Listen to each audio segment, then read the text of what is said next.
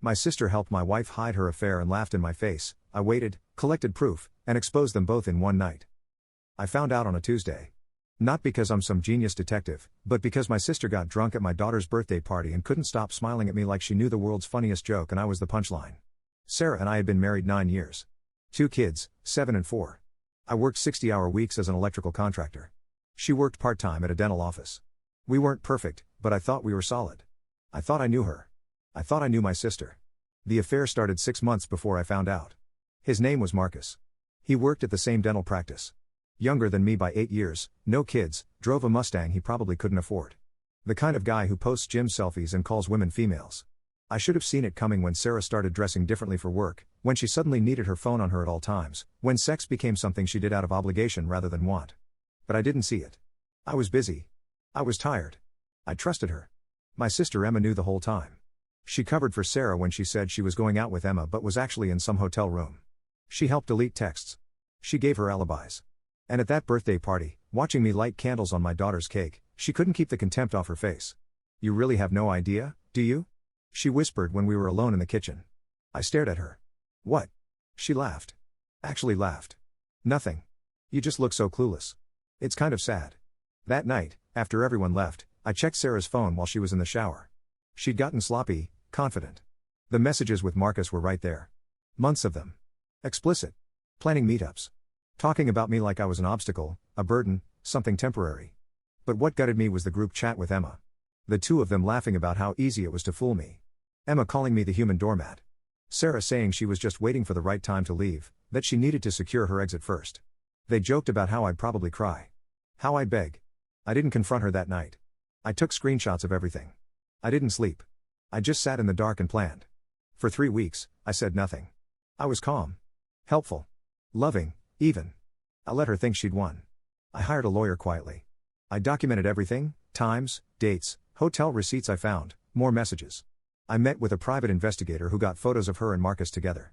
I transferred money into an account she didn't know about. I talked to her family without telling them why. Then I threw a dinner party. I invited both our families.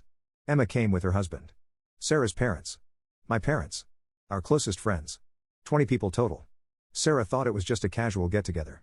She was relaxed, happy even. She and Emma kept exchanging these little smiles across the table. After dessert, I stood up with my wine glass like I was going to make a toast. "I just want to thank everyone for coming tonight," I said. "Especially my sister Emma, who's been such an amazing support to Sarah these past 6 months." Emma's smile faltered. Sarah's face went white. In fact, Emma's been so supportive that she helped Sarah hide her affair with her coworker Marcus. Helped delete texts. Gave her alibis. Even made fun of me in group chats for not figuring it out. The room went silent. Sarah stood up. "What are you?" "Sit down," I said. My voice didn't shake. "I have screenshots. I have photos. I have hotel receipts. I have recordings of you two laughing about how stupid I am." I pulled out my phone and played a voice memo I'd recorded of Sarah on a call with Marcus 3 days earlier, talking about leaving me after she got what she needed from the settlement. Her mother started crying. Emma's husband looked like he'd been punched. My sister tried to speak but nothing came out. "I've already filed for divorce," I said. "I'm seeking full custody based on parental alienation and documented infidelity. You'll be hearing from my lawyer Monday." I looked at Emma. "And your husband might want to check your phone. I'm guessing this isn't the first time you've helped someone cheat." Then I left. Just walked out of my own house and got in my truck. I didn't yell. Didn't beg. Didn't give them the satisfaction.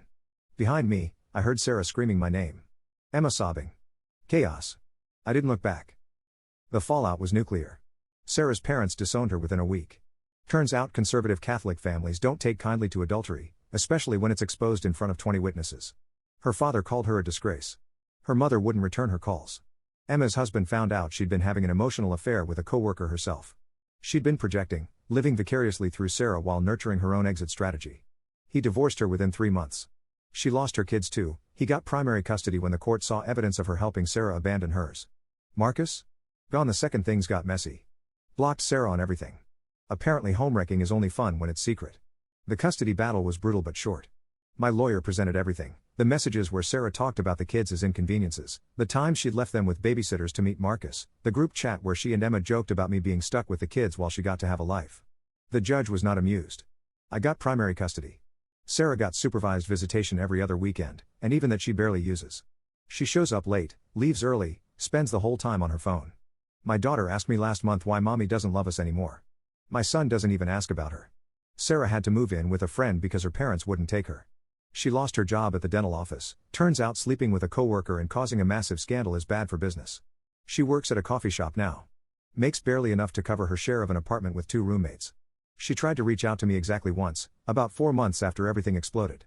A long email about how she made mistakes but I'd humiliated her and ruined her life by exposing her publicly. How I should have handled it privately like an adult. I didn't respond. What's there to say? She wanted privacy for her betrayal but a public marriage. She wanted discretion for her lies but demanded honesty from me. The logic didn't track then and it doesn't now. I see her sometimes when she picks up the kids. She looks tired. Older. She doesn't make eye contact. There's no smirk anymore, no secret jokes with Emma. Just a hollow woman who gambled her family on a fantasy and lost everything. Emma texts me sometimes, trying to apologize. I have her blocked everywhere but she makes new numbers. I was a bad sister. I was wrong. Can we talk? No. We can't. Some bridges don't get rebuilt. The worst part? I don't even feel vindicated. I just feel tired. My kids are in therapy. My daughter has nightmares. My son acts out at school. I'm a single father working 60 hours a week and trying to be 2 parents at once. I'm exhausted. But at least I'm not a liar. At least my kids know I stayed.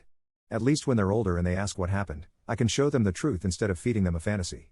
Sarah destroyed our family for a man who didn't even stick around for the fallout. She threw away 9 years, 2 kids, and everyone who ever loved her because she thought she deserved more excitement. She thought I'd never find out. She thought she was smarter than me. She wasn't. And now she gets to live with that. Last week my daughter asked me if mommy is ever coming back to live with us. I told her the truth. No, baby. Mommy made choices that hurt our family, and now we're building a new life without her. She nodded like she understood. Maybe she doesn't yet. But someday she will. I don't hate Sarah anymore. I just don't think about her. She's a stranger who looks like someone I used to love. And that, somehow, is worse than hate. If you're reading this and you're on the edge of making the same choice she did, if you're justifying it, if you think you won't get caught, if you think your partner will forgive you or that the thrill is worth the risk, let me save you the suspense. It's not. You won't just lose your partner. You'll lose your kids' trust. Your family's respect. Your friends. Your reputation. Yourself. And no one will feel sorry for you. Because you'll deserve every bit of what comes next.